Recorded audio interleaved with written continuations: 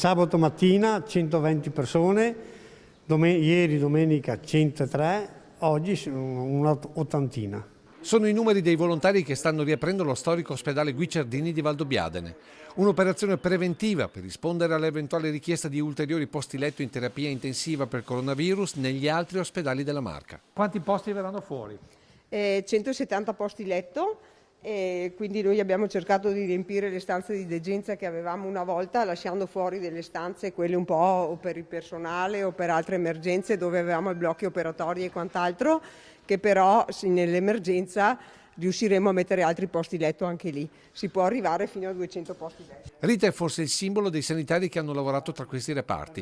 È entrata nell'83, è lei che l'ha chiuso oltre 20 anni fa. All'epoca ho pianto per mettere le catene. Adesso ho pianto per vedere riaperte queste stanze. Letti, sedie, armadi, tutto viene riattivato da questo esercito di volontari arrivati un po' da tutta la Marca. Da dove viene? Vedelago, Perché è venuto qua? per dare una mano come sempre comunque. Protezione civile è anche questo. Lei da dove viene?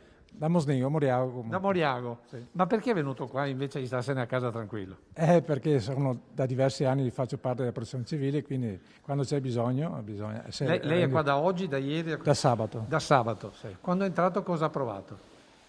C'era tutto da pulire, da portare via, però eravamo in tanti, hanno lavorato tutti veramente eccezionali e quindi in poco tempo abbiamo liberato tutto e anche pulito tutto. Ma quello che inorgoglisce è la vera e propria corsa a far parte di queste squadre. Di solito per fare questo lavoro pensavo un'ottantina di persone, eravamo 120, però io avevo lasciato a casa altre 30 persone, perché erano troppe persone, non riesci a controllarle tutte quante. L'ospedale, se non ci saranno imprevisti per riattivare alcuni servizi, come ad esempio la distribuzione dell'ossigeno, potrebbe essere operativo già da mercoledì. Un risultato che inorgoglisce il sindaco di Valdobbiadene. Noi siamo sempre stati molto vicini all'ospedale Guicciardini negli anni, con donazioni da parte dei cittadini, con grande attaccamento, e aver potuto dimostrare di essere pronti nel momento del bisogno, speriamo non ce ne sia, però insomma ritrovarsi pronti quando serve, questo